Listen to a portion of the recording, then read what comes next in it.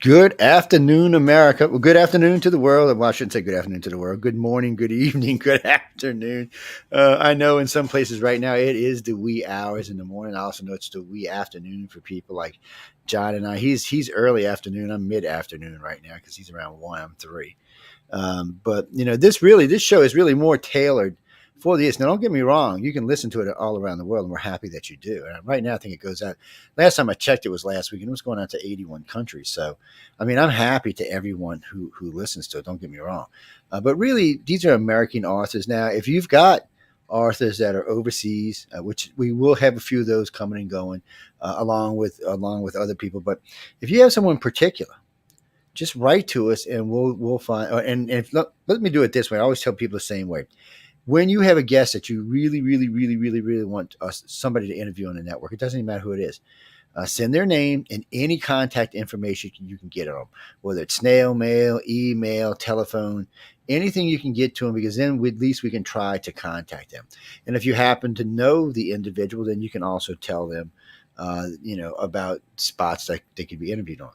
Well, currently right now you can be interviewed on about 30 shows, 30, 34 shows, depending on what you're talking about. But anyway, I want to welcome everyone to the Author's Quill. I really do hope everyone's having a good afternoon on Saturday and having some fun and enjoying life and relaxing from the 2 weeks of holidays and craziness and freaked out no nutsoid peoples.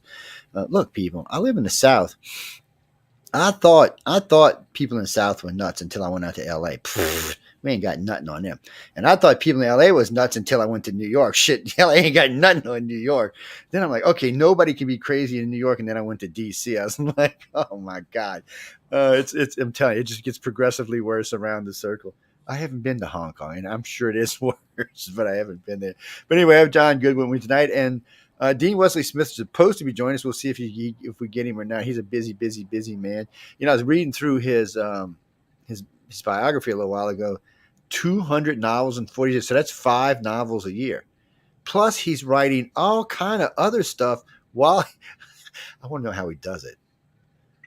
Yeah, he's an amazingly prolific guy. He was we first connected up with Dean when he went from being a pro golfer, and he had to go on the pro golf circuit in Southern California. Then he went because he didn't see that it was really going where to writing, and he really had a love for that. And so he entered it and won the Writers of the Future, or he was published in the first volume of Writers of the Future way back in 1985.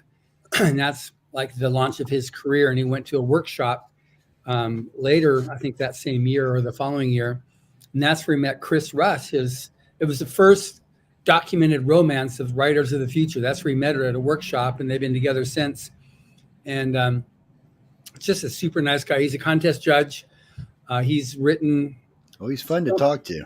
Yeah, he's a ghostwriter for a lot of major New York Times best-selling books that he actually wrote under other people's names. Yep. And well, I didn't even know when I was going through. I was actually on his website. I had gone by Wikipedia, and I said, you know what? I said, I know he's got a website, so I looked his website up, and I was on his website. I mean, he's written a lot of stuff. I mean, he's got Star Trek novels. He's got Marvel. I mean, he's got a lot of stuff he's written. And the more I look, the more I realize some of this stuff is actually stuff I'm familiar with. Because some of the writers I meet at Writers of the Future, I'm not familiar with their works, and some I'm very, very familiar with. It just depends who it is. Yeah. And then I didn't realize how some of it played out with different names until I actually met them, and then I realized that it was the way it was. But I mean, I've only ever met one other writer like him, and that was Nick Redfern, because he writes 9 to 5, 5 days a week, and I think he's got like 160 or 180 books out. And I don't know how, and in shorter time than Dean has too, by the way. I don't know how you do it. Of course, I'm trying to get one done. I'm on year 3 Dean's now. got a monthly magazine that he publishes, where he writes everything. It's about 70 to 100,000 words a month that he publishes in his magazine as well. Well, I'm on the thing where his opinions and writings are, and the more you look around on here, the more stuff you find. Thunder Mountain, Cedar's Universe, Ghosts of Chance, Purple Boy, the gold poker game. Now, this is just stuff he writes. This is one of these just series novels is what he's reading. Yeah. and I just found it kind of strange on there. And I mean, it just goes on and on. See, I didn't even know he was involved with the 10th Kingdom, and and his wife was. I didn't even know she even wrote. Oh, she's massively prolific. Yes.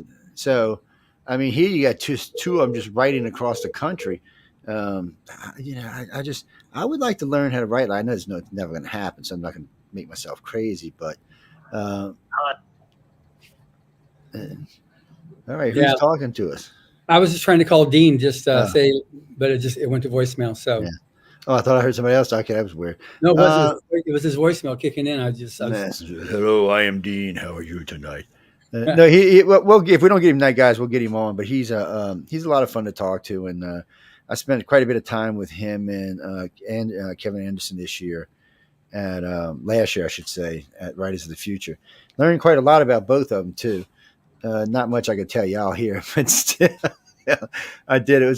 Well, when you actually can sit down and talk with somebody where there's no pressure, and you're just sitting around, like we were sitting around. We weren't even drinking. I think he was drinking a Coke. I think I was drinking a root beer or something. Yeah. And I don't think Kevin was drinking. He was there talking about his boyfriend Rush, and then Dean was swapping stories with him. I was just sitting there listening, which is rare for me, just to shut up and just listen. And I mean, it does happen, but it is rare. But it does happen when I find something interesting or something that it's worth listening to. I'll stop and listen. But and it was a very good conversation, very light. Well, I don't want to say it was lighthearted because it was pretty heavy-hearted because what's his name had cancer, the lead singer for Rush. But yeah, listening to the whole thing was just insane. An insane conversation. And it's a very personal conversation. It was just nice that they sat there and let me listen. Guys, y'all can go. Let me see. What do we have? We have 3 Facebook pages, 2 YouTube pages, Twitch, Roku, and Twitter open. So you can pop in on any one of those you want and listen on anyone, or you can chat that way. It's easy if you want to chat. I mean, you can send me through my messenger. I don't mind, but why don't one of y'all, and I said this the other night, and didn't it work better on Friday night when y'all opened one room and everybody just piled into one? Yes, because what happens is, like Clara pop, so I have a balloon pop here and then a balloon pop here and a balloon pop. Next thing I know, half my screen is messenger boxes. That's irritating. I'd either rather y'all use the 8 chat rooms we already have or the 7 chat rooms we already have, or just make one. Maybe, you know what I might start doing? For every show, I might just start opening a messenger. I'll just put like the author's Quill, the news and the flip side, of UFO on the cover, or Science and Beyond. Speaking of that, we might not have Science and Beyond. Somebody offered to buy it from me today. So it's in negotiations. Every now and then we sell a show or we sell a web page or we sell. You know what amazes me is I've sold 11 Facebook pages. Who the hell you'd have never thought anybody wanted to buy Facebook pages? Sure. Dean must have got stuck or something. I seen him pop in for a minute, but then he popped back out. Oh, okay. Yeah. We'll wait for him to come back. I had an interview I just did. This week's podcast that's posted on Rise to Future is a guy named Alex Schwartzman. English was his 3rd language. He's from Dean Wesley Smith. Hey Dean, did you get the link?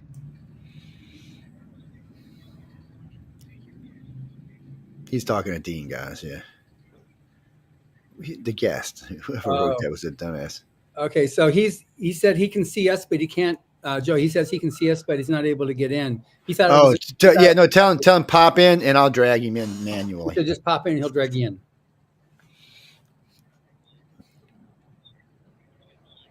Yeah. Yeah, I'll just drag him up to. There he is. All right. Okay, he sees you. Oh, good. Now we got you. We got you now, Dean. Okay, bye. All right, there he is. Oh, there's a good-looking fella, man. Damn. He's probably not.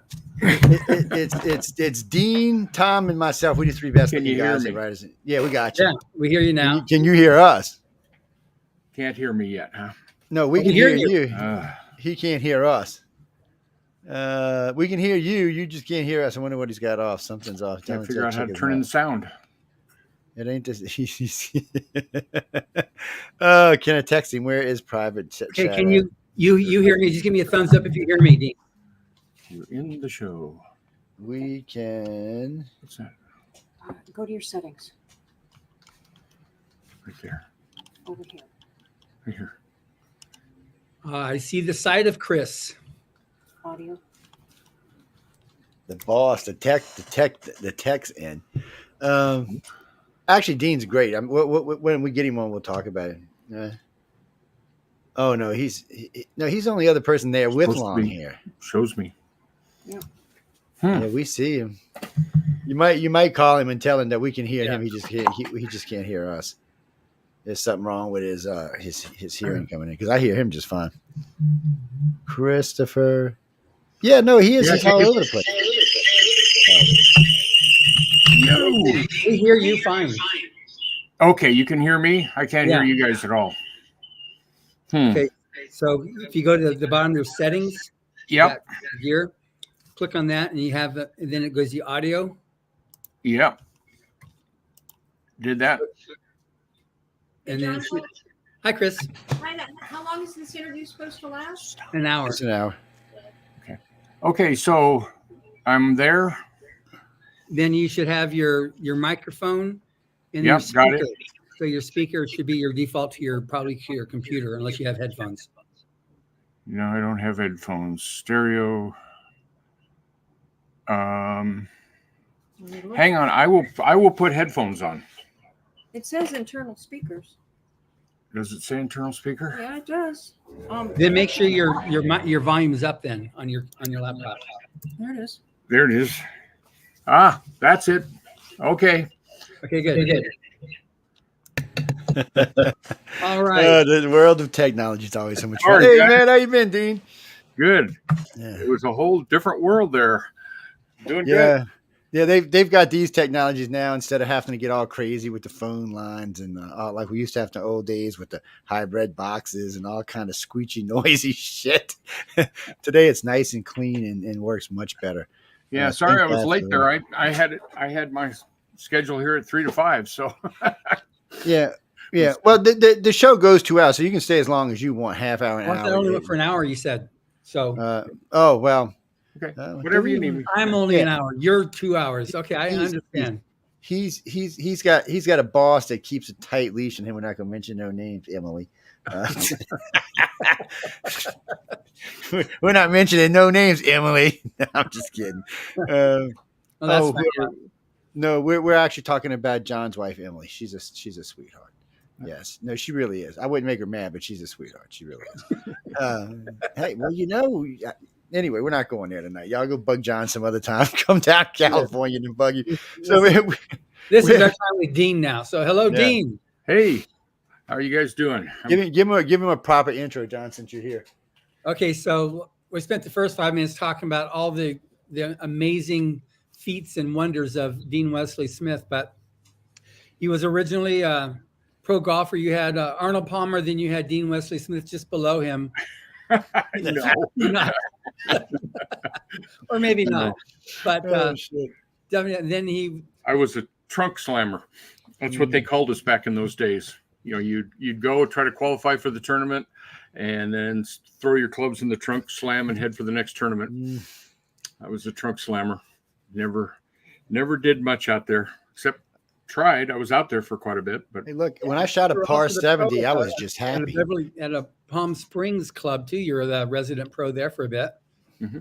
Yeah, so you definitely had that. But either my acquaintance with Dean started shortly after. I wasn't there in volume 1, but he was the first person on the stage at Rise of Future to be presented his certificate from at that point. You had some great story about that in the article that you wrote that's going to be published in volume 40.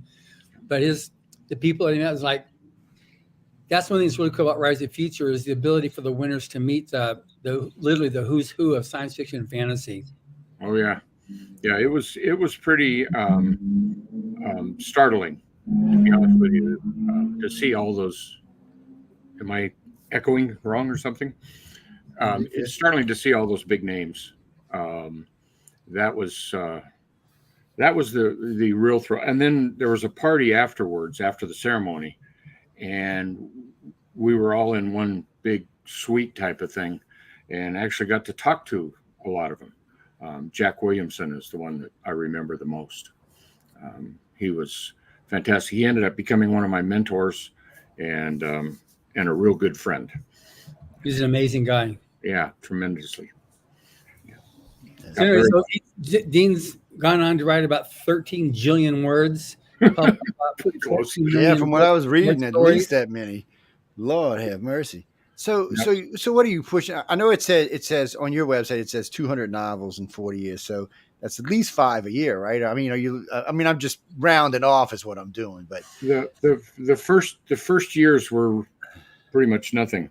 so You it's know, more than 5 a year. Okay. yeah. It's my biggest year in traditional publishing, working with the big publishers when there were a lot of big publishers back in the old days of traditional publishing. I published 13 novels with them, all of them, the 90 to 120,000 word novels in 1 year. Of course, that was under a bunch of names because, most publishers only want 1 or 2 novels from a writer in a year. Right. That they try to really slow you down. And so that was the kind of thing that I did. Was always doing lots of work on pen names.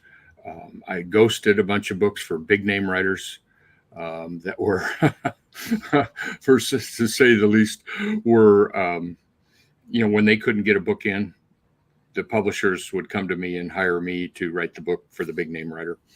And so, I did everything back in those days. And then when indie publishing came along, I switched over. And Chris and I own our own company now with a bunch of employees up in Oregon, and we're publishing books like crazy. That's the way to do it. That's the way to do it. If you I did in my 70th year, I had some fun. I decided, well, I'm gonna, Asimov's, when he counted all of his books, he counted anything that he wrote and that he, edited or that was a collection. Those are how he got to his, book count of 500 to 600 books. And a lot of the books that he counted were Marty Greenberg. I don't know if you guys remember Marty Greenberg, but he was techno books. And Marty Greenberg would put an anthology together, and then Asimov would do the introduction, and Asimov would count that book.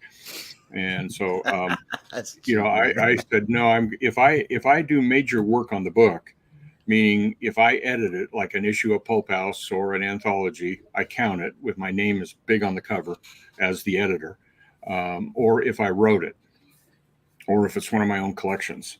That's what I count as a major book. And in my 70th year, I decided, well, I'm going to do 70. And so I published 70 major books in my 70th year. Damn. And so just, I think I damaged my employees a little bit. I bet. Shit, 70 books a year. But, oh my God. Yeah, it was crazy. Now I'm starting to talk about 75 for my 75th year. Oh man. Wow. And so, but that's major books, either novels or collections or something I edited. Like I have my own magazine. Can I show you my own magazine? Yeah. Bring it out there. You can show anything you want. Yeah. I got, like here's an issue. This is 65. And where do I put it there? Yeah. This is number 65. It's 70,000 words a month of my fiction. So what's for some reason that cover looks really familiar to me. What's in that? It's a piece of art I put on a thing called Weird Crime Collection. It was one of my collections, and I thought, well, I'll just feature it. I guess I've seen it somewhere before. That's weird. It probably has. Like here's one for a Poker Boy collection. Yeah. I was reading about your Poker Boy just a little while ago. Yeah. Well, he's got that short story. He did one of his stories in Rise of Future a few years ago with your I thought you had. Oh no, it was not the Poker Boy. It was the other. It was the other guy, the investigator, the inspector. Yeah, that was one of my series is Tate, and that was a fun story. Yeah, it was the Bob Eggleton cover. Yeah. So not to get too personal here, but how old were you when you really started writing? I mean, when you sat in and said, "Okay," I sold my first short story 50 years ago this year. First two. So you were a baby, okay? No, I was 20. I had already been a professional golfer, and I'd already been a professional skier, and I was back in college, and some English class that I was an architecture major, and some English class that I had to take forced me to mail a poem out. Actually, it was 3 poems to a contest, and I would take classes that if they had multiple choice. I would never take an essay class. I hated to write, and I was 23, 24 at that time. I hated to write, and would never do essays, would never do anything like that, and couldn't type, couldn't spell, couldn't do anything. Just horrid. And they forced me to mail these 3 poems to this contest. And it turns out that I have a very commercial mindset. And so these poems that I sent out, one of them ended up winning this national contest, which they had never had anybody even place in it before from that university. And so I ended up winning the whole contest as an architecture major. They must have been going, what the hell is this? Yeah, and that did not set well with the English department, as you can imagine. And so I thought, well, that's kind of fun. And I made a little money. And so I started sending out more poems and more stuff. And then one day I thought, well, I just, what the heck, I'll write a short story here. And so I wrote a short story, sent it off, sold it, because I followed Heinlein's rules, but I didn't know they were Heinlein's rules at that point. I just wrote it, finished it, mailed it, and didn't rewrite it. And I sold it to a major science fiction magazine at the time. And then I thought, well, that's kind of fun. I wrote another one, same method, and just typing. There was a lot of whiteout on those pages because it was on a typewriter. Yeah. And sold it. And then I decided, well, I better start learning how to write. And that was a 6-year mistake right there. That took 6 years out of my life. I started rewriting everything, writing slower because that's what they said you had to do. You have to rewrite everything, which the first 2 stories I'd sold didn't dawn on me. I'd never rewritten them. And so I didn't sell anything for 6 years after that. And it wasn't until I ran across Heinlein's rules, which are write, finish what you write, don't rewrite, put it on the market and leave it on the market. 5 simple rules. And once I caught Heinlein's rules and then read Ray Bradbury's book, who never rewrote and did other things like that, I'm like, what am I doing listening to English teachers when I should be listening to the pros? Yep. And Hubbard never rewrote. Yep. And that makes sense to me because Hubbard never rewrote anything. The first story is probably going to be the good story. I mean, why screw with it? Well, you've got a great story on that. You great analogy on that on rocks, on gems. You got that great story on that, Dean. On the what? About gems. When you go start polishing them. Oh yeah. Oh no, if you polish a story, rewriting it and all that, it becomes just like everybody else's. And I didn't realize that that's a bad thing until I started editing numbers of years later. I mean, I'd already found Heinlein's rules. I've been selling a lot. And then Chris and I started Pulp House Publishing. And what occurred was I started paying attention to the stories that were coming in. And I could tell almost instantly if it had been rewritten, like I had been doing for those 6 years, if it had been rewritten to death. And boy, you don't want to do that because it makes your story same and dull and boring because you're writing it from the front of your brain versus the really smart part, the back of your brain. And so that's been the hardest part for me is rereading. I just said, F it. I did. Well, I'm so damn well. When you write as much as I do, you don't want to spend time. I never look at my stories. I finish it when it's done. I never look at it again. Never look at my novels. Well, that actually makes sense to me because I noticed. So when the second year I was at Writers of the Future, I wrote, I think it was 12 or 13,000 words while I was there. And when I got home and actually read it, I was like, this is pretty good. So the second year I tried doing it, well, I kept stopping myself, mainly because my spelling isn't what it was when I was young. So I just kept stopping myself. And I'm like, Joe, just leave it. Just write the damn thing. And you're actually the one that told me that. I asked you that downstairs at the bar, and you said, no, just write the thing. And it was right. And after I did that, it was fine. So now since then, I've got 67,800 words.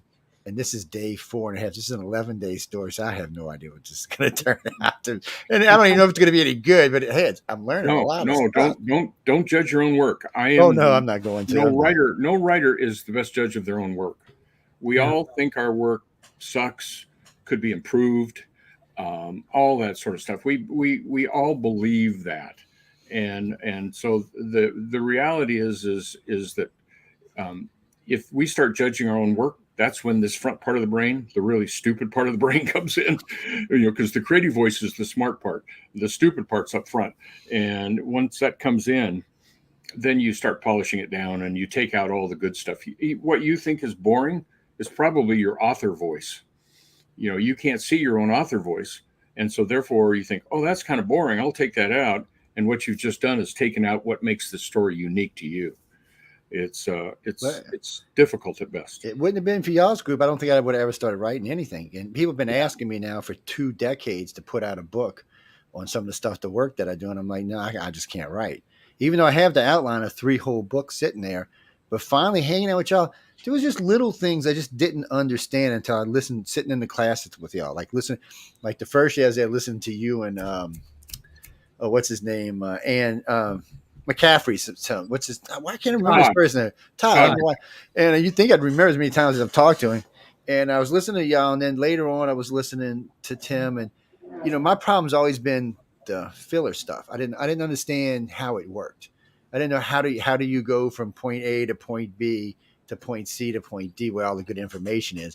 I just didn't have no clue. I was lost. It's like when a book opens up walking down the street in the pretty sunshine, blah blah blah. That was I just couldn't do that. It just was not in my brain. And then after listening to y'all, I realized, oh shit, I'm going about it entirely the wrong way. That's why I can't do it. It's a shame. See, the thing, Joe, is it is in your brain. That's the key. Is you've been a reader your whole life, yes, and been taking story in and everything else. So it's back here in the back of your brain. It's in your subconscious. You just got to trust it to let it come out. It knows what it's doing. The front part of your brain may be in doubt and in question, and I don't know how to do that from the front part, but the back part knows how. No, and, I agree. And if you trust the back part, for some reason, I just have trouble trusting it. I should, because I do live radio all the time and live TV, so I have to trust what I'm saying. So you'd think it would be easier for me. I guess my confidence level though gets a little bit better each time. So maybe that's all of us. That's all. Part of it too is like at the beginning, you had to build your voice at the start of your writing, Dean. You had to do that once you got your voice, and that's where some of the authors you're referring to, some of them, and then also there's others who said that 500,000 to 1 million words to develop your own voice and not just emulate or mimic. Right. But once you have that, then there's like you said, the schools, the writing schools, writing classes, university and high school, where you need to polish and polish. I know Hubbard has this one story when he taught at a class. He was a guest speaker at, I think it was Harvard, at the creative writing class, and they were writing their short story for the semester. And he was, and so he was going in there and saying, you need to.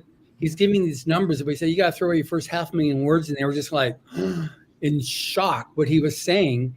About writing and the amount of work that how much he was able, because he was writing 100,000 words a month, but he was writing three hours a day, 3 days, 5 hours a day, 3 days a week.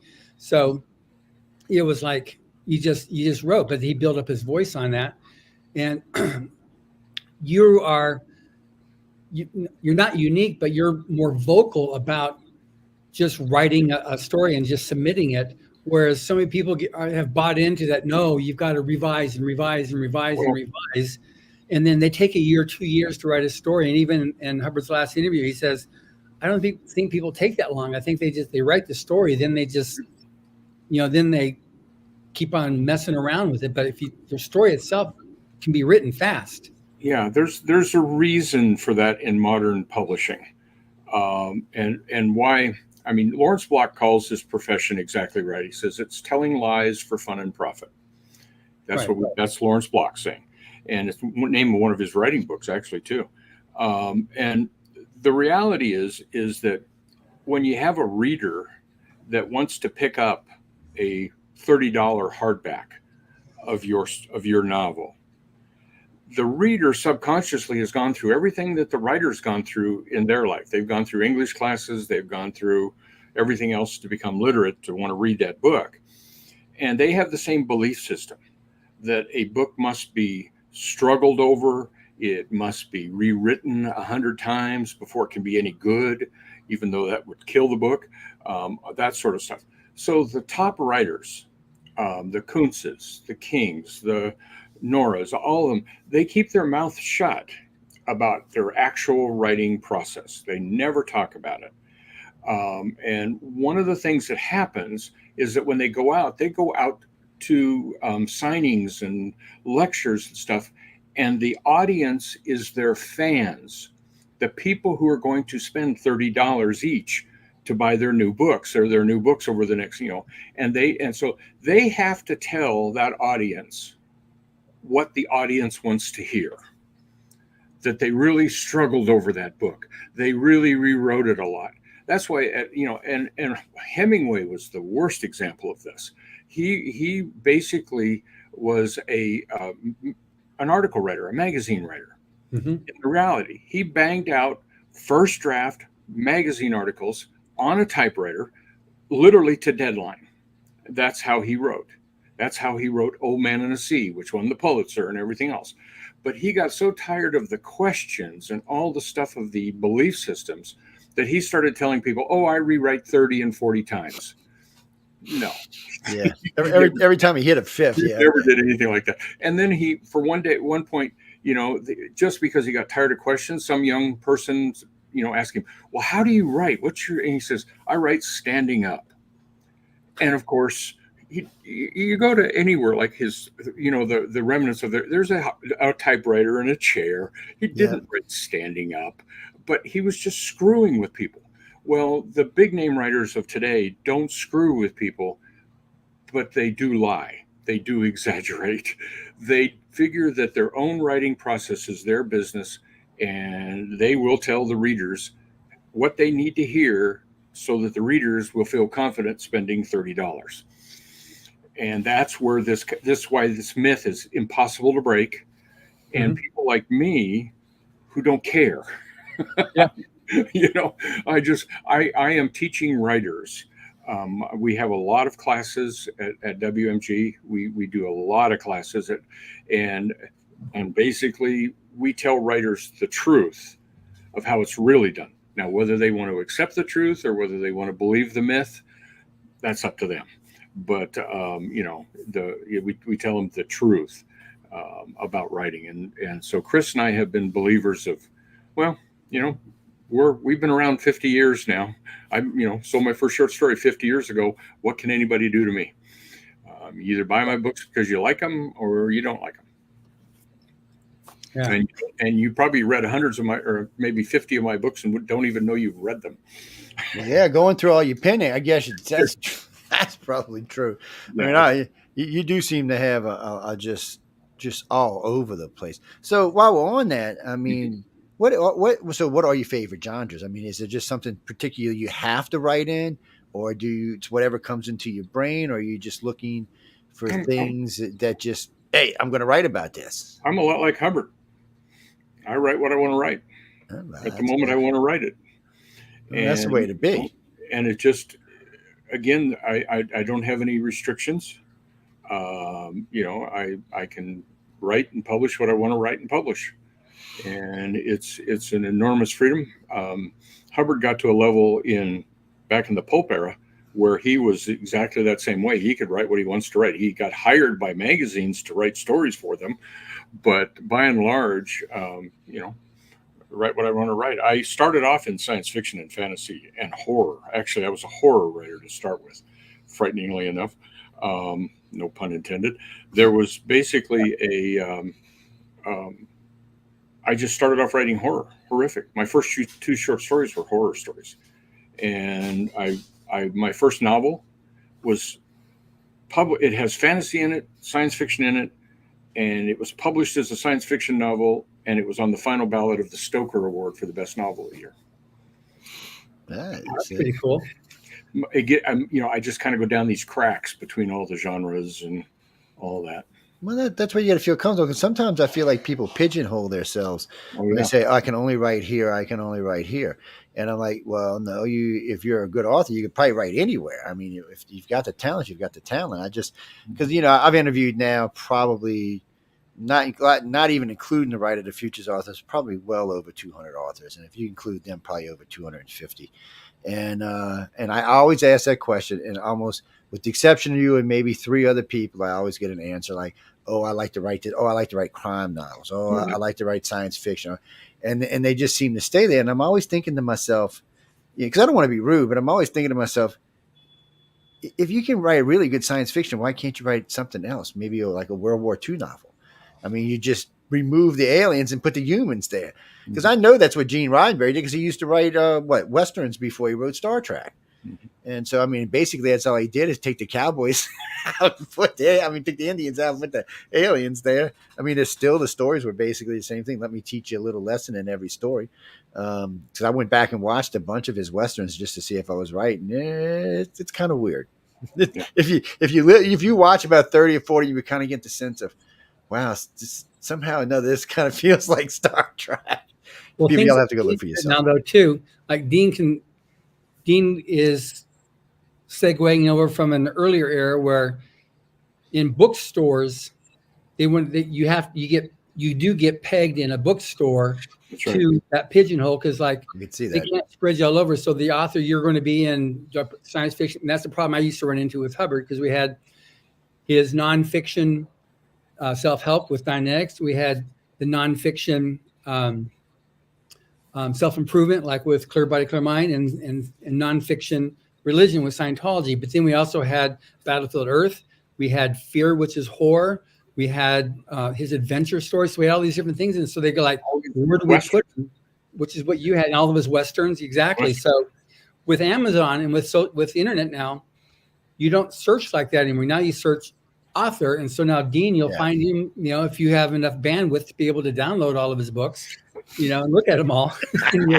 Dean said, he ain't giving you them books for free, no shit. You got to pay for them damn things. No, one of the ideas about that too is you got to be really careful as to what your cover looks like. Make sure your readers are going, oh, that's a science fiction. Oh, that's a romance.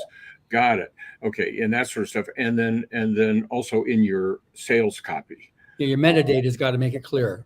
It got to be very clear. Yeah, because I bought several books because of cover. Use the same name. Yeah.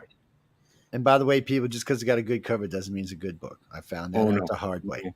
I have unfortunately found that out. Or the other way around. Or the other way around. That's true. I've actually bought some crappy covers and turned out to be some really good books. I don't know what to tell you. It's better to have both. Yes. Yeah. Well, back in the day, in the traditional day, we had no control. Authors had no control over their covers. Right. It was whatever the publisher put on them.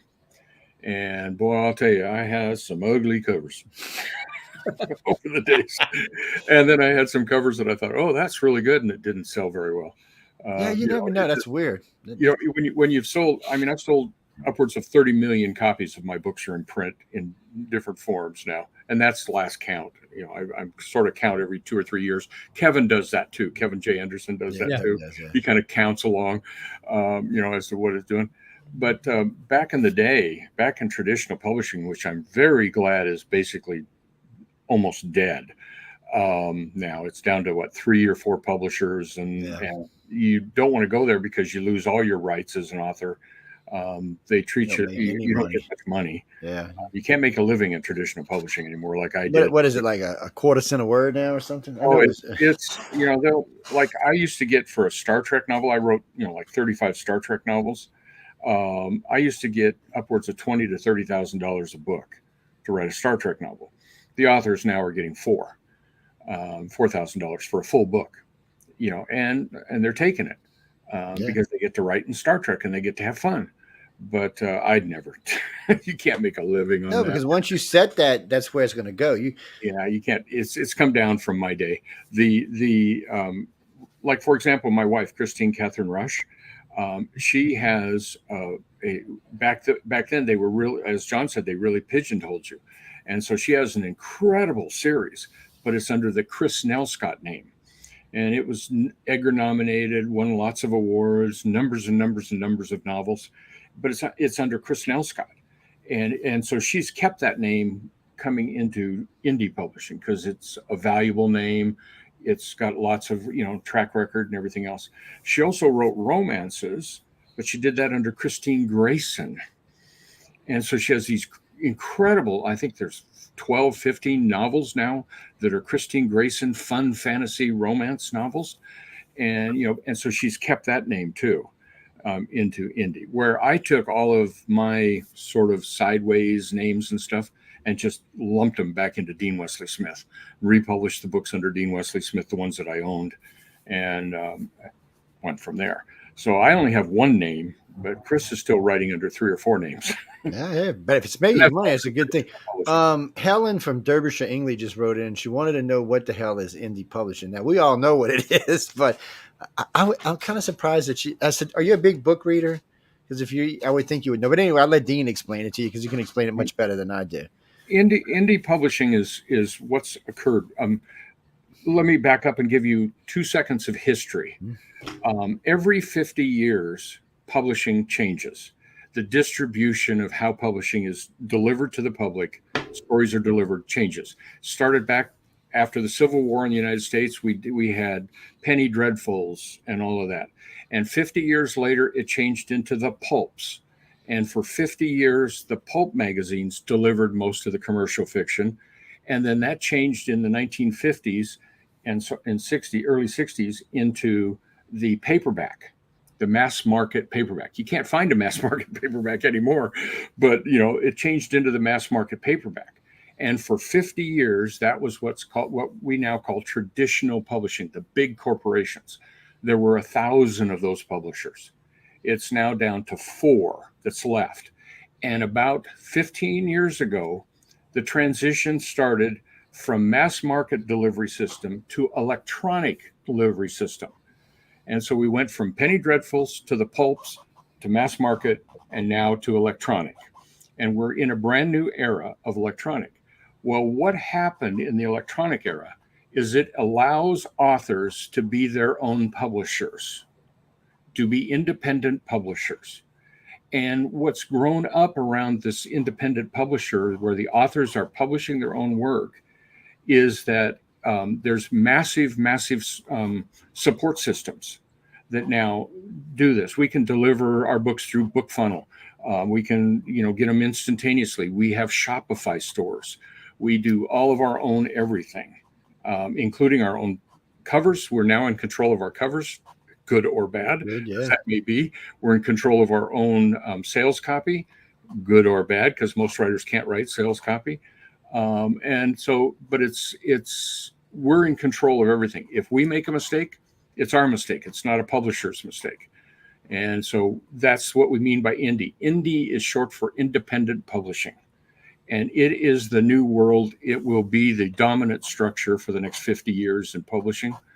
I have no idea what's coming after that. What's coming next? AI publishing. That's what's coming next. I won't be around. I can tell you that. So, Claire, did that answer your question about self-publishing? Because it's basically the same thing. Did it? Okay. I had like 4 people put up there. Should I self-publish? Should I self-publish? Should I self-publish? Yes. It's called indie publishing now. It's not self-publishing. Yeah. See, there you go. That's not the For the publishing way, people. Oh no! When I finish, I'm sending it to John. I'm sorry. Go ahead, Dean. For the traditional years, those 50 years where it was mass market, there was a subset down there called Vanity Press, and they were always awful, and it was looked down on. And that's where that worry comes from, is the traditional publishers controlled everything, and then there was the few people who bought a whole bunch of books and put them in their garage and couldn't sell them. We don't do that now. We don't buy books ahead of time. We print on demand. If I sell a hardback, it is a person buys one of my hardbacks, it's printed and sent to them directly. Yeah, I love that. I never touch it. Nobody ever. I think that's so great. You just and it just goes to wherever it's going to. Well, it's also we also have now merchandise. You can have a mug with your book cover on it, or your logo, or your brand. You can do shirts and T-shirts and everything else. You can do, mouse pads, all that stuff. And it's all print on demand. It's all completely done. We never touch it. In fact, I forgot who we use for that. I think it's Cafe Press we use for that. And we can put anything on any. It doesn't matter what it is. As long as we have rights to it, we can put anything on anything. That's right. Matter of fact, for 4 years, the number one seller was a thong with an alien face on it. I'm not kidding you. We must have sold 300,000-400,000. It's really good, really good thinking. You just gotta wonder. I mean, but when my manager called me and told me about it, I was like, "What?" She said, "No, really." I thought she was pulling my leg. I really did. Oh no! And She now said, it's all print on demand. Yeah, Now, it's all. now you don't have to warehouse anything. Warehousing is a thing of traditional publishing. It's gone. Yes. Nobody warehouses anything. There's no reason to. My books get put into warehouses every so often. If I have a book that's selling well, like one of my Cold Poker Gang mysteries or something, Amazon will buy a whole bunch of copies, have them printed, and put them in their warehouses. Yeah. But I don't pay for that. I don't do any of that. And it's their headache. Yeah. That's Wanting to ship it to customers quicker. So this is so much of a better way to do things now. so much better. It's easier, and plus a lot of these people, have distributed all over the country. So publish, bam, it's there. Wow. Publish, bam, it's there. Publish, bam, it's there.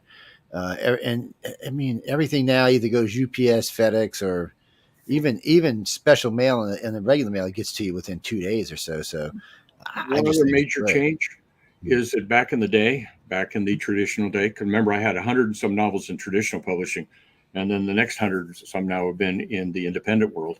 Back in the day, we only sold North American rights. So nobody in Great Britain or Australia or anything else could get my books unless I sold it to a publisher over there. Now we sell worldwide. Yep. We sell completely worldwide. Our market is every English speaking, and then if we put it in other languages, it's the other language market. So we are worldwide versus just a specific area of the world. The internet is such a great thing. That's a huge change. Yes, the way the world is connected up to. I was just telling John before, right as we started the show, this particular show goes out to 80 countries now, and it's just such a nice thing. I mean, and it's really effortless for us. It's just we're available and people tune in, and if they hear about us, they can tune in from anybody. Can tune in from anybody in the world if they want, but it's always a good selling mark. I don't know. I just like the fact that we're connected around the world and you can send anything, because every now and then I get on a kick that I want to sell something. So it's a nice thing. What's that, Clara? Wait, what? I don't know. We've never asked Dean how many books he had. He'd never told us. We've been talking about it tonight, but he's never said I got like 300 or 500 or 1,000. Why you want to know? Oh, y'all taking bets on how many books he's got? Well, wait, I want a piece of action now. Wait a minute. If we're going to be betting about this, I want a piece of action here. I'm the damn host. Wait, what? So anyway, go ahead. You want to know how many books I have approximately? Yeah. I'm up around 800. Whew, 900. Lord have mercy.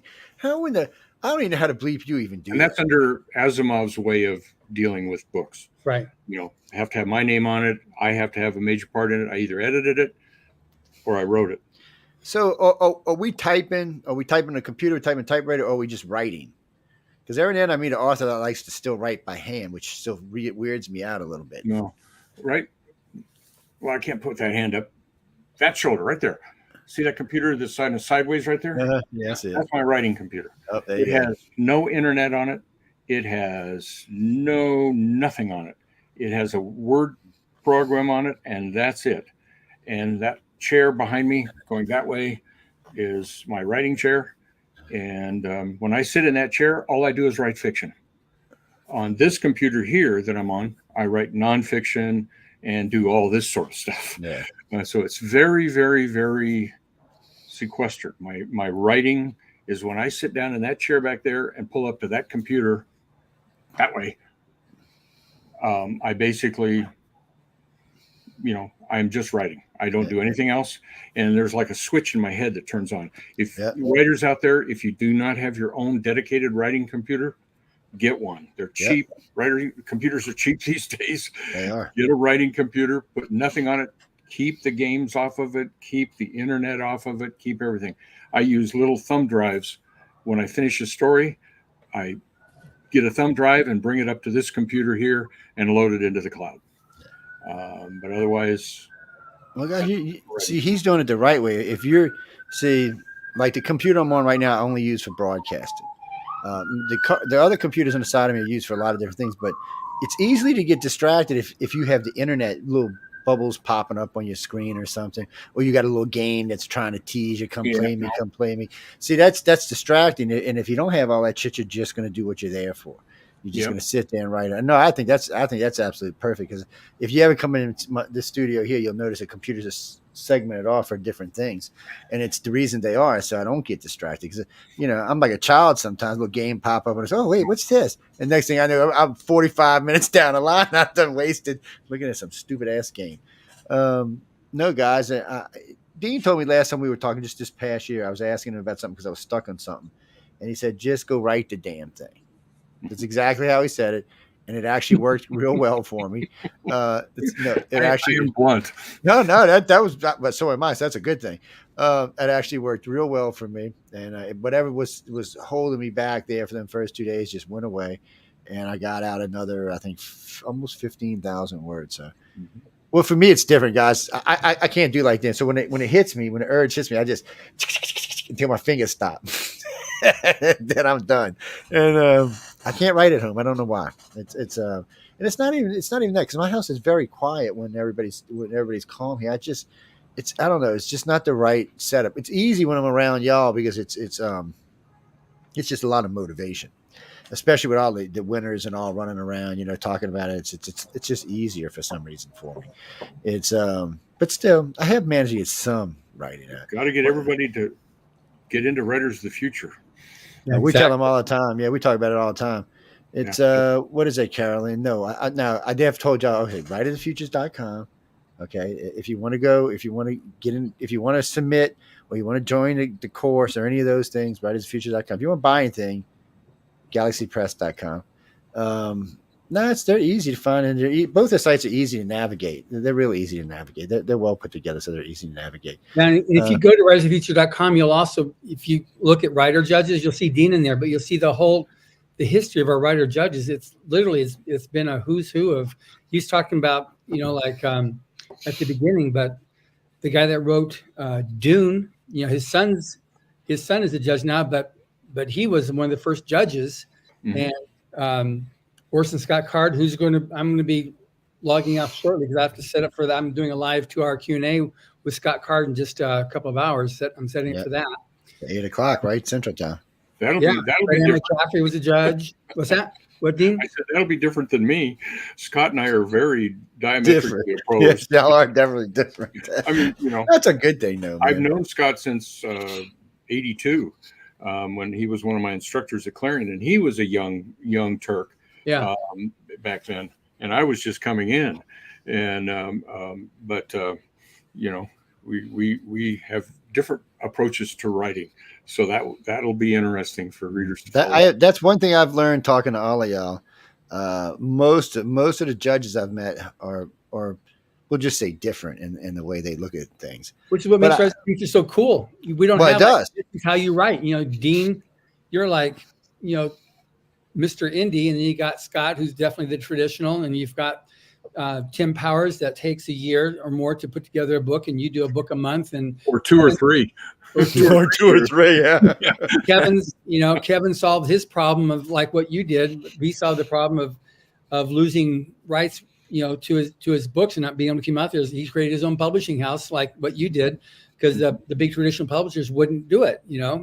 And you're running into the thing too, if you put a book out there and it sells 1,000 and then the next book sells 900, that's all they're going to take in. It keeps on reducing down. And no matter what you do, it just keeps on shrinking. One of the nice things about independent publishing is that when I sell a book in my Shopify store, I get basically 92 or 3% of the total income. If I sell a book through Amazon or Kobo or D2D or anywhere around the world, I tend to get 70%. That's still better than a lot of people. If I have a percentage of a royalty coming in from traditional publishing, it's between 9 and 12%. Jesus. And so there's a lot of difference between that 9 and 12% and 70% or 95%. Right. And that makes that's why there's a lot of very rich indie writers right now. And there are nobody's starting to make a living now, except maybe Colleen Hoover. She's broken in, and there was one other that have broken in the last couple of years. But otherwise, you don't see anybody breaking in. It's lottery. You got to win the lottery to win in traditional publishing. You just have to be a hard worker in indie publishing. Yeah. Yeah, and you got to be willing to do this stuff, because basically there's the various hats involved in publishing you need to take on yourself, or to connect up with yourself or Kevin, where you have your own publishing houses if you're willing to take on somebody else. And again, they're gonna have to give up a piece of the pie. We have an entire office building of employees in Lincoln City, Oregon, and it's me and Chris, and they can barely keep up with us. I bet. Because y'all write like mad people. He takes on several authors, and he also has been a resource for the old authors that no longer have a voice or chance to get a voice. So he'll republish some of the masters. Oh yeah, he'll do it, which is a good thing that he does that. Well, and he's teaching at Colorado too. Yeah, that publishing program, which is actually Kevin J. Anderson we're talking about here, and his associate professor is Allison Longuera, who is our publisher at WMG. So Wordfire Press and WMG are teaching a how to be a publisher program at Colorado, and most of it's online, and it's a master's program. It's a really good program if you want to become a publisher. And I would highly recommend looking up Kevin's website. Or you can get a lot of this stuff if you can come to my website, which is deanwesleysmith.com, and ask me questions there. If y'all watching us on TV right now, you can see his website scrolling by on the bottom. There it is. Yeah. We put it. We always put y'all's websites up so people can find you. Hell no, Steve. What? No. The only way you can do that, Steve, you want to meet him in person. Well, you better hope he's at a book signing, or if you could win Writers of the Future, then you could meet him. Yes. Yeah, I was going to go to Superstars this year, but I have it's right here. I now have a brand new titanium shoulder and part of this arm. Wow. I was running a 5K, and I was running a little too fast. Oh shit! And I hit a lip and went down rolled into the fall. And instead of hitting my head, I hit my shoulder, rolled into the fall, and completely smashed the shoulder. And that was a couple months ago. I had surgery, and I'm now in PT. Yeah, that's why you don't see. Yeah, so I'll be there at Superstars in a month, and then a few days later is Life, the Universe, and Everything, LTUE, and this is their big anniversary, number 42, which is the answer to the ultimate question of the universe is 42. Yeah. So that's their. Oh shit! I forgot about that. I forgot all about that stupid movie. That's people, that's good. Yeah, it's been a long time since I've seen that too. What y'all got a couple questions. What was it? So Randy, where are you writing in from? Seattle, Washington. Well, what? Just write the question out. So finish right now. I'll see you typing. What is it? So Randy says he's published a couple of books. He's made a little bit of money. He said like last year he made about $45,000 selling books. He's asking, is there any shortcuts to self-publishing? Is there any ways to get your book known faster? Seen? Yeah, if you got a lot of money, it's called advertisement. Go give the TV station some money. That's not going to help you any. Yeah, no, you need to become a better storyteller. So you need to take craft classes on how to become a better storyteller. That's the real bottom line. It's being a storyteller so that people read one of your books and say, oh, I want more of that author. And think of it this way. If you only have 2 books, imagine yourself as a store down on the corner of Main Street in your town. And you have a customer walk through the door and you've only got 2 things in your store. What does the customer do? They go in and they turn around and go back out. You have to fill the shelves in your store. And that means you got to write a lot. It takes time. This is, and what's really interesting is that so many people say, well, this is an international profession and I'm going to be a good enough writer and I'm going to give it a year. And I'm thinking, it takes 7 years to become a little local attorney. I know. It takes 8 or 9 years just to become a little local doctor. This is an international profession. It takes time. You got to learn how to write better stories so that people come to your work and find your work. And then you have to have enough work that you can continue selling it. Which is that philosophy of 20 books to 50K, that conference that you helped teach at in Las Vegas. Yeah, that's the basis of that. 20 books, 20 major books to $50,000 a year. 20 to 50. That's the theory on that. I just interviewed Judith Anderley yesterday for the podcast. She'll be up next week. Mm-hmm. She and Michael. How did that go? She's awesome. We're able to talk about the legal side of stuff and how to protect your rights and stuff, and how to deal with AI and what does it actually mean and this type of stuff. So it was a good interview. You don't even want to talk about the chat GTP with professional writers, because, like, for example, I quit counting when I got to 29 of my books that were stolen by chat GTP. Oh, I have a big argument with this shit going on. And most I could have gone up into the hundreds, and it's so. I hate it when people steal my stuff and try to make money off of my stuff. I like it when people read my stuff. I give a lot of stuff away. That's not a problem. But they didn't come to me and ask my permission, just like they didn't go to Nora Roberts and they didn't go to Grisham. That's why all the lawsuits. One big concern, folks, on ChatGTP is most of you probably aren't young enough or not old enough to remember Napster. I remember Napster. I got a lot of stuff off of Napster. Napster was a thief. They stole. Were they? Like ChatGPT does. They stole it, and then it was on computers. Well, the only way they could stop Napster was they had to, under copyright infringement, they went right through Napster and to the consumer. Well, ChatGTP and all of their miscellaneous organizations are basically bankrupt at this point in time. They're going to go down quick when it happens, and the lawsuits are coming. There's a tsunami of them that are already filed and are just waiting, because this is pure copyright theft to train what they did. Now, I have no problem with AI. I think AI is going to be way cool in all kinds of different areas. Yeah, but where the authors are complaining is they came and stole our stuff, pure theft, to train it. And so, and it's like, no. If you'd have come and asked permission, paid us a small fee, we'd all said yes. Guy Dean.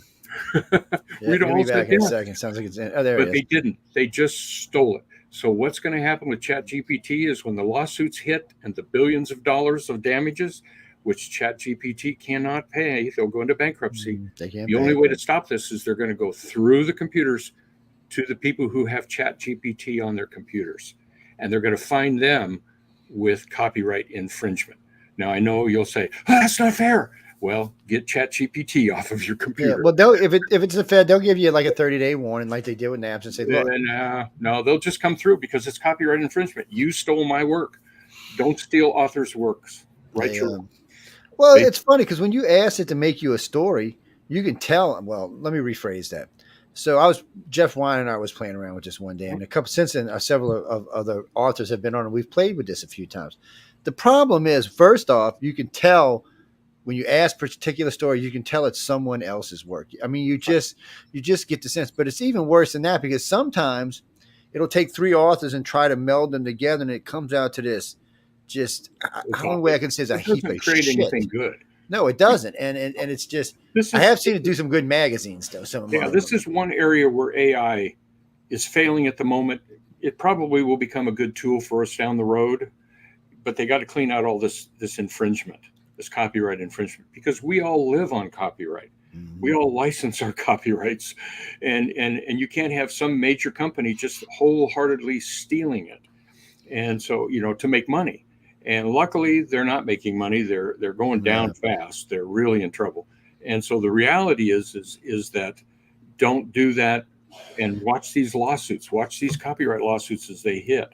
The Authors Guild, with some of the biggest names in the industry behind it, have sued them.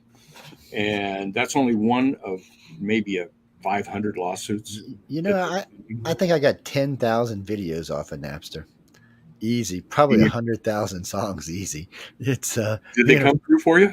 No, they didn't bother me at all. They It's didn't? no, it's well, because at first off, I don't think a lot of stuff. I think a lot of the stuff we had was under Free Usage Act, but and being that I'm in the media, it's a little harder to mess with me because I also pay a couple of different things that I pay for. So I actually can use a lot of people's material without having to worry about it. Napster was a real interesting shot across the bow, which stopped copyright infringement at wholehearted levels. It was a nightmare, is what it was. But it seems the people who started ChatGTP.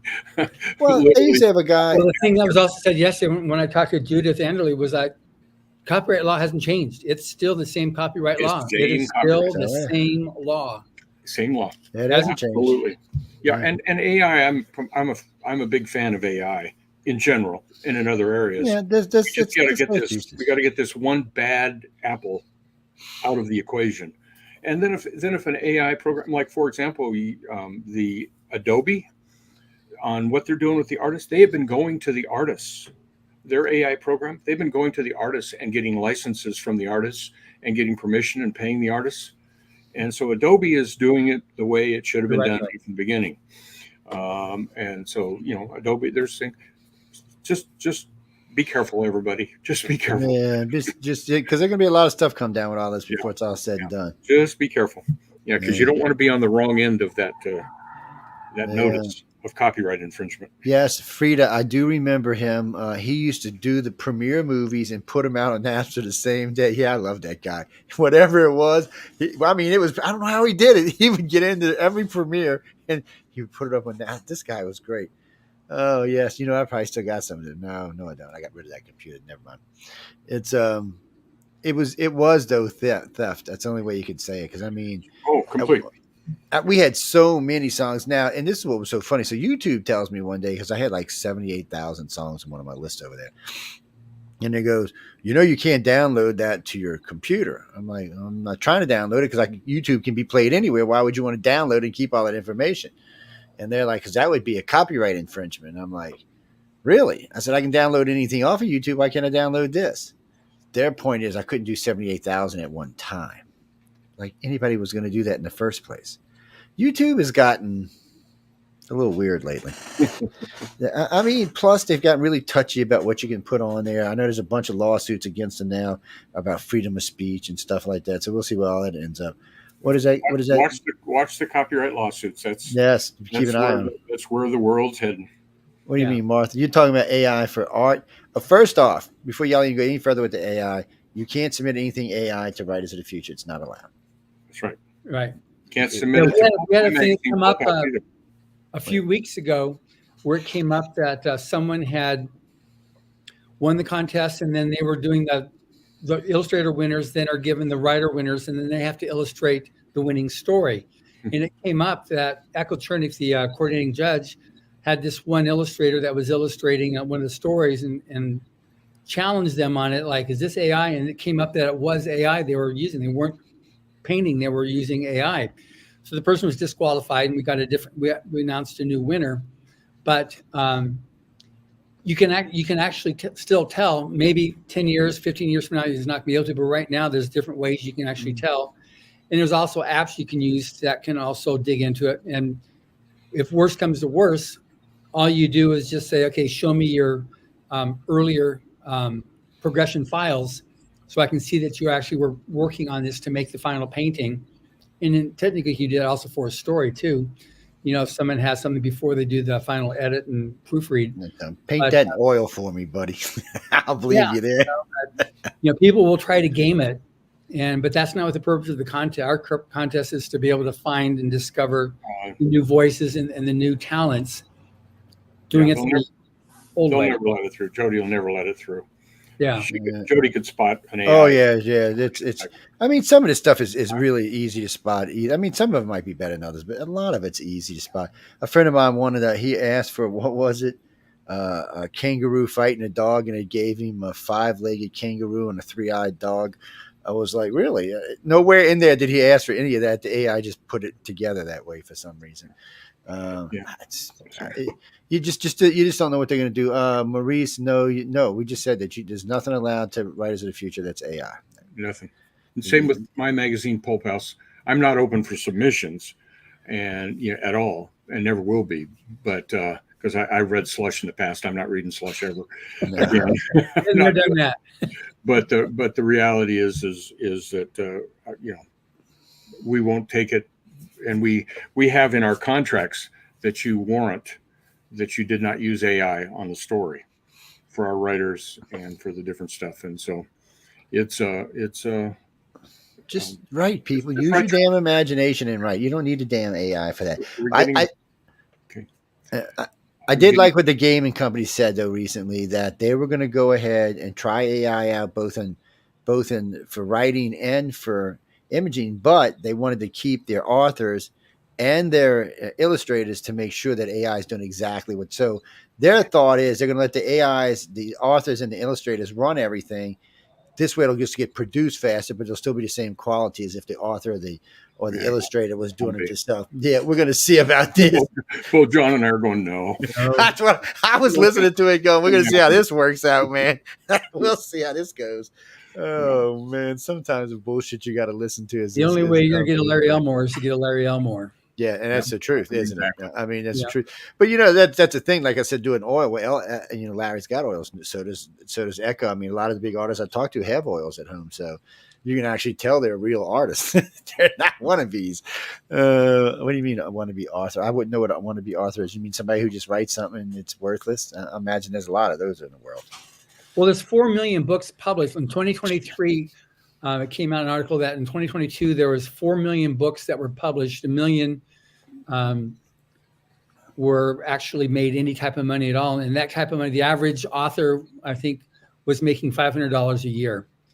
So it takes, there's a lot of people, maybe that's what we're talking about, wannabes, but it takes work, like Dean was saying. Like if you think you're gonna I'll give it a year, who are you kidding? You're willing for. It's like someone who's to be a rock star. Okay, I got a guitar, so I'm going to go take a lesson. I'm going to go be a rock star on stage. It's like, no, you need to work up that. It's like any in the profession too. Just because you write a book doesn't mean now all of a sudden you got a living. You need to really work. Isn't that the truth?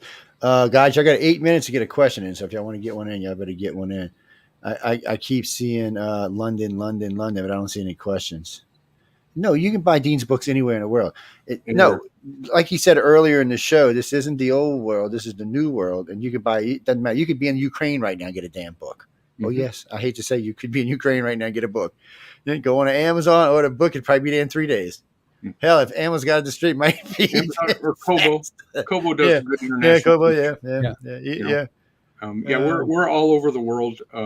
We're in, I think we reach about 85% of the English-speaking population of the world. We're still having trouble getting into India. That's a tough market to crack. Yeah, because they're funny over there. But boy, there's some good money there. But we have inroads a little bit here and there. You just go to our actually anywhere. The place to buy Kristine and my books and all the other projects we've done is WMG, which is the name of our publishing company, WMGbooks.com. WMGbooks.com, and there's over 1,000 titles there, and more being added all the time because we haven't caught up yet to where we are. Plus, we're writing new stuff, and plus there's all kinds of cool stuff like mugs and products and pillows. Somebody go ahead and buy me a damn mug, people. Damn. Y'all, this audience is tight. Y'all need to come off. I need a mug. I need one look I can put right here and drink my coffee while I'm on air. Yeah, I want one that says, I want one with Dean's face on it, man. What y'all talking about? Oh, no, we don't do that. But we have really cool logos. Look, I got your image. I'll go make my own cup and send it to you. You don't want my face on anything. Harper, is that what your name is? Harper, where are you calling from? Sydney. Jesus. What time is it over there? What is it, evening? Copyright's the same all over the world because of the Berne Convention. So you wait, what? Rewrite that. That was jibber jabber. Christian, I'll ask you a question because that whatever the hell that was jibber jabber. Christian's actually from Hawaii. She says she lives on the Big Island, and she said, "How do you write so many books a year and still do everything else? And does your wife mind you always writing and not talking to her. I said, she don't talk to her? See, that was just rude. Go ahead, Dean. I'll let you answer that. She was just over here. I know. I was thinking that just a minute ago. Off camera here. I seen her too. Anyway, my wife is Kristine Kathryn Rusch, and she's written as many books as I have, and she writes under many other names. And so we are two writers in a 2-story condo in downtown Las Vegas, and basically that's all we do. We eat and we write. And you run. You do 5Ks. We do 5Ks. Yep, we do a lot to try to keep in shape. That's the real key with writing. Yes. Is you've got to stay in physical shape, and even with accidents, shoulder accidents, you really got to stay in shape. And so we do a lot of walking. We walk to lunches and dinners, but we live in Vegas too. Yeah, it's a lot to do in Vegas. Our bad months are June, July, August, and September because it's too hot. Yeah. Same for us.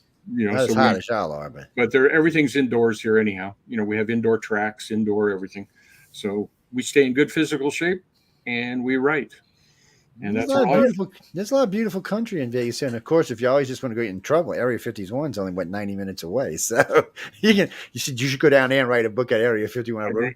I drive to Writers of the Future. Yeah, well, I can see that because I've stayed in Vegas a few times and drove out to LA. I didn't find it to be that bad of a drive. What was it, like 4 hours or something?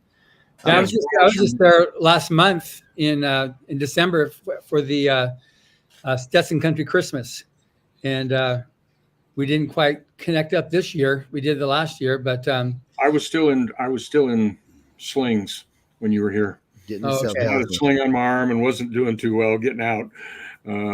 But it gave me an opportunity. I love it when I go out there. I get a chance to. That's the one time a year I get to wear my cowboy hat and cowboy boots. I love it. I love it for that. Yeah. It was quite a deal. Yeah. All right, guys. I got one more question. We got like 2 minutes. We got to go. We only stayed over a little bit because usually we do a 2 hours on Saturday, but it was a kind of crazy Saturday, so we only had it scheduled for an hour. What is your question? Where first off, where are you? Brazil. Well, hello down there in Brazil. Are you like one of the old Mayan, Incans, or Aztecs? Toltecs, right? That's who was down there, the Toltecs. Anyway, what's your question? Oh, okay. Oh, no, that's a good. So she just wants to know who is your own personal favorite writer, or she said your own personal favorite author and your favorite movie is actually what she wrote. Yeah, favorite author? Yeah, that's. I have to be dead honest with you. My favorite author is standing about 5 feet from me over here, Kristine Kathryn Rusch. And go, Kristine! I'm sorry. I get to read all of her books first, and I'm a fan of all of her series. And she has a new Fabe novel that I just read that's sitting on the table out here in our big office complex here, and it stands about, how tall is that? About 2.5 feet. Manuscript. She's giving me the dirty look. Favorite movie? It depends on what time of the year. That's mood for me, man. I couldn't do a favorite movie.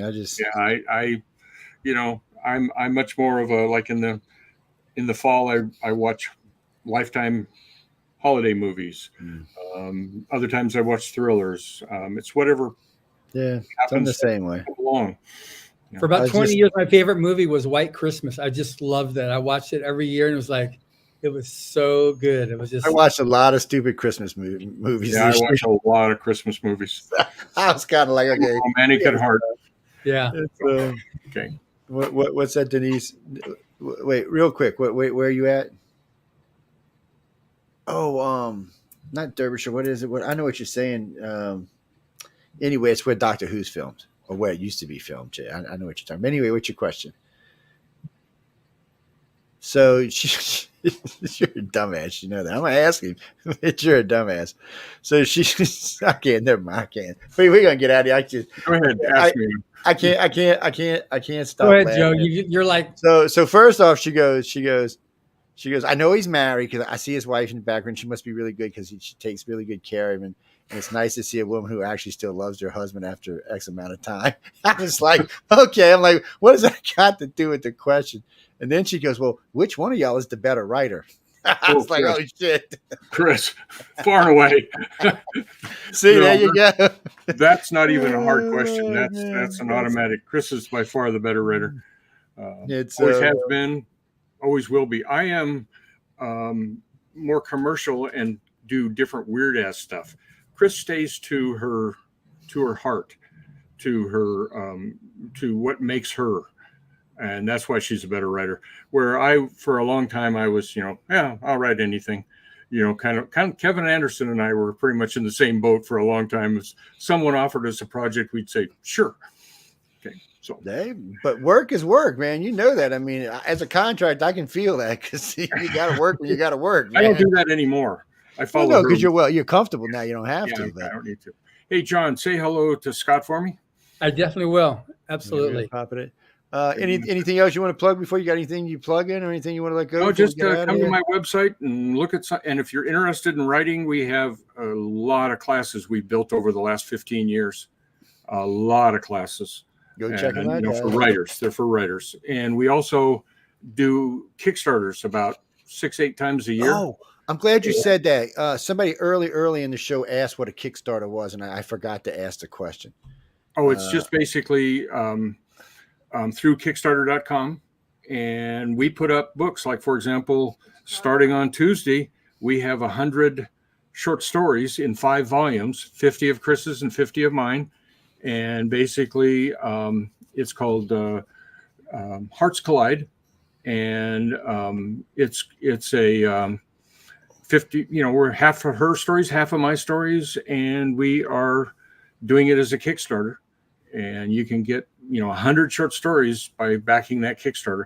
And also it has some workshops in it, and it has different things like that. So, well, I am ready for another appointment right now. Yes, get on out of here, man. Get out of here. I appreciate you staying over with us. Okay, you got to kick me off because I wouldn't have a clue. Oh, I'll toss you.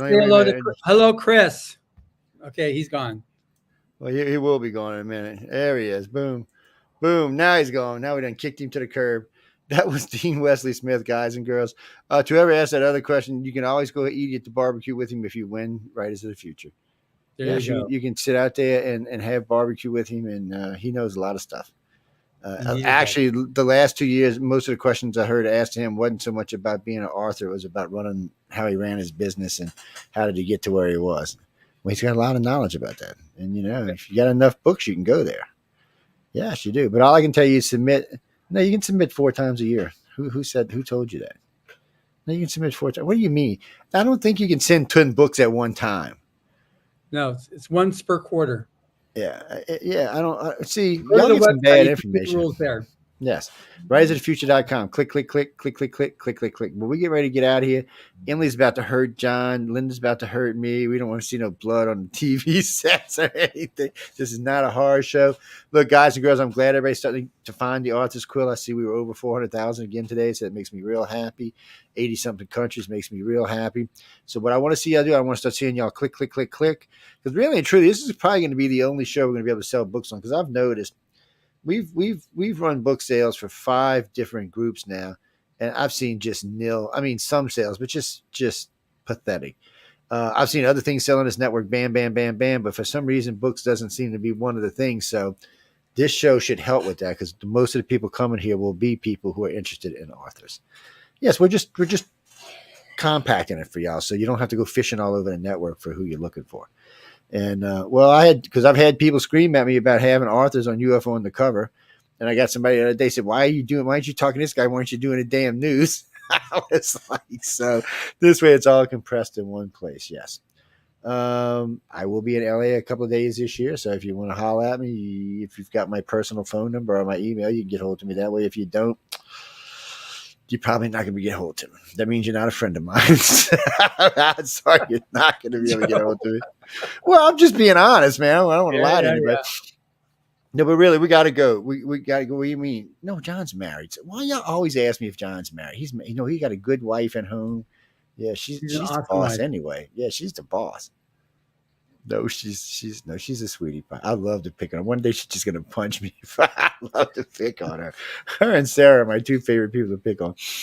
No, we got to go. Are you coming to the Scott Card thing tonight? Yes, I am. So just the link, so you've got it. Yeah, I got the link in there. If you think about it, like 10 minutes before, I know you're going to be busy, but try to pop me a link. I'm gonna Okay. put it on. I'm gonna put it on Alexa. It's 8 o'clock my time, right? Correct. Alexa, set alarm for 7:50 p.m. Alarm set for 7. We'll take care of that problem right now. Okay, good. Before I go, I'm going to let you go. We've been using Alexa has become a TV star with us now. She's been being used on the news show from time to time. Somebody's like, was that Alexa? I said, yeah, it was Alexa. I said, I'm not going to get up and I'm not going to take the time to go through my computer. I just ask Alexa. Oh, that's just too much. But anyway, guys and girls, I want to thank everyone for tuning in to the Author's Quill with John and I. And I hope everybody had a good time. Remember, John's on Mondays at 4 p.m. So you can catch him there. He's as a matter of fact, last week's show just aired before this show today. So y'all can catch it there. And of course, it's always an archive on all of our archive sites. On that note, good evening, good afternoon, and I will see y'all Wednesday. Stay tuned for whoever's next. Oh, the Gray Zone. Good night, everyone.